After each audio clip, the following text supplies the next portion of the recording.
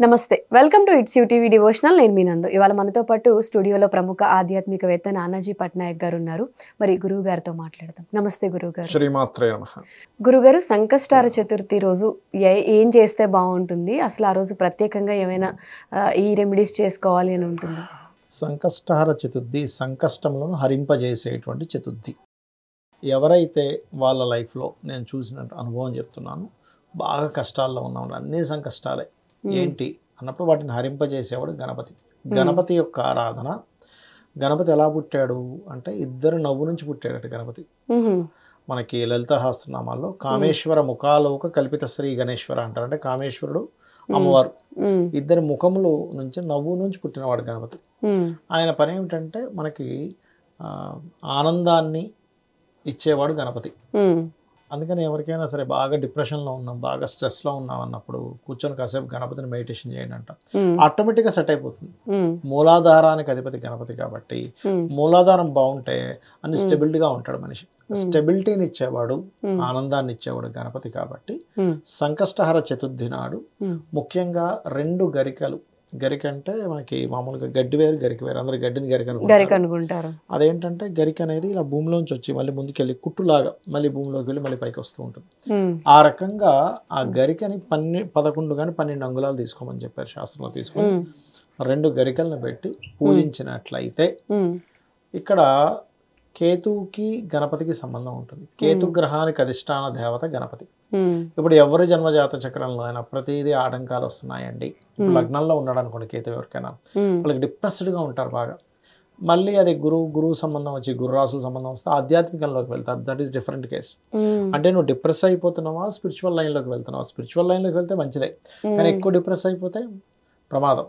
ఇక్కడ కొంతమందికి 2 ఉంటాయి కాంబినేషన్స్ అట్లాగా డిప్రెస్ ప్లస్ స్పిరిచువల్ 2 కలిసి ఉంటాయి అప్పుడు వాళ్ళకి ఈ గణపతిని కనుక చేసుకున్నట్లయితే తొందరగా డిప్రెషన్ నుంచి బయటపడతారు కొంతమందికి 2లో ఉన్నాడు అనుకోండి కేతు కుటుంబంతో దూరంగా ఉండడం ధనపరమైన ఇబ్బందులు ఎప్పుడు రావడం జరుగుతుంటుంది అలాంటప్పుడు గణపతికి ఉండ్రాలు చేసి పెడతారనమాట అంటే అతనికి ఏదైనా ఆహార సంబంధంగా మనం ఏదైనా కామ్యం అంటే ఇక్కడ ఏంటంటే భక్తి వేరు కామ్యం నెరవేర్చుకునేటువంటి పూజాది విధానాలు వేరు భక్తికి మీకు ఏ కోరిక ఉండదు ఏదో భక్తి కొద్ది అలాగా చేసుకుంటూ వెళ్ళిపోతుంటారు అలాగా ఉండి నాకు ఇది కావాలి ఇది అవ్వాలి అన్నప్పుడు మాత్రం కామ్య సంబంధంగా మనం పూజ చేయాల్సి వస్తూ ఉంటుంది కాకపోతే శాస్త్రంలో చెప్పింది ఏంటంటే మీరు చేసుకుంటూ వెళ్ళిపోతూ ఉంటే భగవంతుడే మిమ్మల్ని ప్రసన్నం అంటే ఆయన మెచ్చుకొని మీకు ఇస్తాడంటూ ఉంటారు అలా ఏంటంటే సంకష్టహర చతుర్థి నాడు ఎవరైతే ఉపవాసం ఏమీ ఉండక్కర్లేదు మనకు ఏకాదశి ఉన్నట్టుగా ఒక పొద్దు ఉంటారు కొంతమంది చుక్కను చూసి భోజనం చేస్తారు రకరకాలు ఉన్నాయి వారు ఏంటంటే ముఖ్యంగా గణపతిని ఆరాధిస్తూ అందులో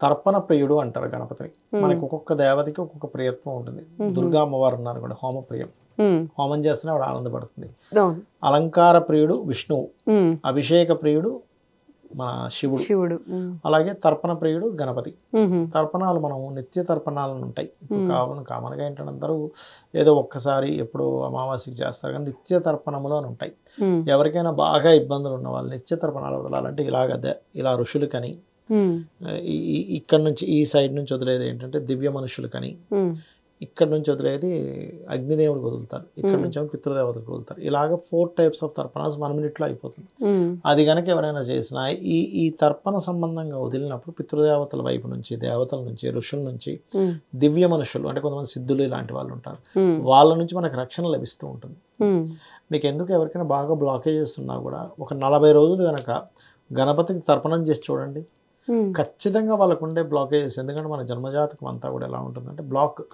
ఎక్కడో ఎవరికేదో చేసాం పూర్వజన్మల్లో ఆ బ్లాకేజ్ ఇక్కడ ఏర్పడుతుంది అది ఒక్కోసారి బ్లాక్డ్ భాగ్య చక్ర అంటారు అంటే భాగ్యం రావాల్సింది బ్లాక్ అయిపోయింది కొంతమంది చూడండి చాలా తెలివితేటలు ఉన్నాయండి చాలా హ్యాండ్సమ్ అండి అబ్బో అసలు ఆయన అది ఇది అంటారు కానీ డబ్బులు రావు ఎందుకంటే వాడికి భాగ్యం బ్లాక్ అయిపోయింది అదృష్టం అనేది బ్లాక్ అయిపోయింది భాగ్యం అంటే అదృష్టం యాక్చువల్గా అదృష్టం ఎప్పుడైతే బ్లాక్ అయిపోయిందో ఆ వ్యక్తి అంత ప్రయత్నాలు చేస్తున్నా ముందుకెళ్ళలేకపోతాడు అలాంటప్పుడు సంకష్టహర చతుర్థులు కనుక మనం రెగ్యులర్గా చేస్తూ ఉంటే ఖచ్చితంగా బాగుంటుంది వారికి ఓకే సో చాలా మందికి అంటే సంకష్టహర చతుర్థి రోజు ఏ దేవుడికి పూజ గణపతినే చేయాలి చతుర్థి నాడు గణపతి అది కూడా కొన్ని విధానాల్లో మధ్యాహ్నం పూట చేస్తారు 11 నుంచి 12 లేదా 12:30 మధ్యలో ఆ సమయంలో చేస్తారు గణపతిని ఇంకోటి ఏంటంటే మనం అపరకర్మలు చేసిన సహజంగా నిత్య పూజ చేసిన ముందు గణపతికి చేస్తారు అంటే రెండింటి దగ్గర గణపతి అవసరం, గణపతి వేరే అవసరం. దేవతలకు సంబంధం లేదు కానీ అక్కడ గణపతి అవసరం అనమాట. ఓకే. ఆ రకంగా అంటే చాలా మంది ఇప్పుడు ఏదైనా ఒకటి మనం చెప్పాము అంటే గణపతి ఆలయం లేదనుకోండి, ఏదో ఒక దేవుడి దగ్గరికి వెళ్ళాము, దండం పెట్టుకున్నాము, వచ్చాము, ఈరోజు స్పెషల్ కాబట్టి వెళ్ళాము అనుకుంటారు. బట్ పర్టికులర్గా గణపతికే చేయాలని అంటున్నారు కదా. అంటే ఎందుకంటే అమ్మ ఇక్కడ ఫస్ట్ ఆఫ్ ఆల్ ఏ దేవతను ఆరాధించినా కూడా గణపతిని ఆరాధించకుండా ఆరాధించకూడదు. కొన్ని నియమాలు ఉంటాయి. ఇప్పుడు తిరుపతి వెళ్తాం మనము, తిరుపతిలో వారాహస్వామిని దర్శనం చేసుకుంటా వెంకటేశ్వర స్వామి దర్శనం చేసుకోకూడదు. తెలియక పాపం డైరెక్ట్గా వెళ్ళిపోతారు. అవును. అలా ఒకవేళ హడావిడిగా లోపలికి వెళ్ళిపోయినా మనకి వెండి వాకిలి బంగారు వాకిలి అని రెండు ఉంటాయి. లోపలికి వెళ్ళిన తర్వాత రైట్ సైడ్ మనం పైన చూస్తే అక్కడ వరాహస్వామి మూర్తి ఉంటుంది, అక్కడైనా కనీసం దర్శనం చేసుకోవాలి. అలా కొన్నిటికి అంటే ఆ వెంకటేశ్వర స్వామి చెప్పాడు నీ దర్శనం చేసుకుని నా దగ్గరికి వస్తారు, అప్పుడే నా యొక్క అనుగ్రహం ఉంటుందని. అలాగే దేవతలందరికీ ఈయన ముఖ్యుడు కాబట్టి, గణములకన్నిటికీ అధిపతి కాబట్టి, అందుకే గణాధిపతి, ఈ గణములకన్నిటికీ అధిపతి కాబట్టి ఆయనను ముందుగా స్మరణ చేసుకోవాలి. ఎందుకంటే మనమేనే కాదు, మనకి పరమేశ్వరుడు తెలుసు శివుడు, ఆయన కూడా త్రిపురాసుర సంహారం చేయడానికి వెళ్ళినప్పుడు ఆ ముగ్గురు రాక్షసులు ఒక వరం పొందుతారు. ఏమిటది అంటే, మేము మా యొక్క అంటే వాళ్ళు ముందుగా బ్రహ్మని ఏమి అడుగుతారంటే మాకు మరణం రాకుండా కావాలని అడుగుతారు. నాకే ఉండదు శాశ్వతంగా ఉండదు, నాకే ఉండదు, బ్రహ్మకే ఉండదు శాశ్వతం అనేది, మీకు ఎక్కడి నుంచి ఇవ్వాలి? అయితే ఒక వరం అడుగుతా అంటారు. ఎలాగా అంటే మమ్మల్ని చంపేటువంటి ఆయుధం విష్ణువు ఇవ్వాలి. ఎవరికి ఇవ్వాలి? శివుడికి ఇవ్వాలి.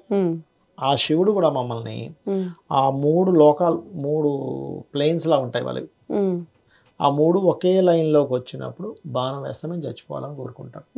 వాళ్ళు ఏమనుకుంటారు మేము ముగ్గురం అసలు ఒక దగ్గర ఉండము, శివుడు ఎప్పుడు వచ్చి మమ్మల్ని చంపాలి, అది కాని పనిలే అనుకుంటారు. సరే మొత్తం మీద వాళ్ళ ముగ్గురు కూడా ఒకరిదేమో బంగారు ఇది ఉంటుంది ప్లెయిన్, ఇంకొకరిదేమో వెండి, ఇంకోది ఇనుప లోకం, మూడు రకాల ఇవి ఉంటాయి నగరాలు, 3 నగరాలు అన్నమాట. ఆ 3 కూడా బంగారు నగరం, వెండి నగరం, ఇనుప నగరం. ఆ ముగ్గురు ఏంటంటే ఇంక దేవతల్ని బాధించడం, మనుషుల్ని బాధించడం చేస్తుంటే వీళ్ళందరూ వెళ్ళి శివుడికి మొరబెట్టుకుంటే సరే విష్ణువు ఒక ఆయుధం తయారు చేస్తాడు, ఒక బాణం లాంటిది. ఈయన ఎక్కుపెట్టి కొడదామనేసరికి ఆ 3 కూడా ఒక దగ్గర ఉండి అటు ఇటు చల్లాచెదరు అయిపోతుంటే అప్పుడు పార్వతీదేవి అంటుంది మీ అబ్బాయికి మీరు చెప్పొచ్చారా అని. అరే చెప్పలేదంటే ఫస్ట్ మీరు చెప్పిరండి అంటే అప్పుడు ఆ యొక్క శివుడు వెళ్ళి ఆ గణపతి దగ్గరికి వెళ్తే నన్ను ధ్యానించు అంటాడు. అంటే ఆఖరికి శివుడికి కూడా దేవతలకైనా ధ్యానించాల్సింది. ఇది ఇలాంటి సంఘటన మనకి లలితా సహస్రనామాల్లో కూడా ఉంటుంది. బండాసుడు బాధలు తట్టుకోలేక అమ్మవారి దగ్గరికి వెళ్తే అమ్మవారు మీరు నా కోసం హోమం చేయండి వస్తా అంటారు. అలాగే అప్పుడు ధ్యానించినప్పుడు సింహం మీద కూర్చున్నటువంటి గణపతి ప్రత్యక్షమే ఆయనలో నుంచే వస్తాడు, ఎందుకంటే ఆయన కొడుకే కదా, ఆయనలో నుంచే వచ్చి అప్పుడు ఆయనకి అనుగ్రహించినప్పుడు అప్పుడు వెళ్ళి అవి మళ్ళీ అటు ఇటు తిరిగిపోతుంటే గణపతి ఆయన తొండంతో 3 నగరాలని ఒక్కసారి ఇలా ఒకే లైన్లో వచ్చేలా పెడితే అప్పుడు కొడతాడు. అంటే ఏమిటి ఆఖరికి శివుడికి పార్వతికి వీళ్ళందరికీ కూడా గణపతి కావాలి. గణపతి ఆది నుంచి ఉన్నాడు, ఇప్పుడని కాదు. మనకి వీళ్ళిద్దరికీ శివపార్వతుల వివాహం ముందు కూడా ఆయన గణపతి పూజ చేశారు. మరి ఎక్కడి నుంచి వచ్చాడు అంటే గణపతి మనకి వేదంలో కూడా ఉంది. Okay okay Guruji.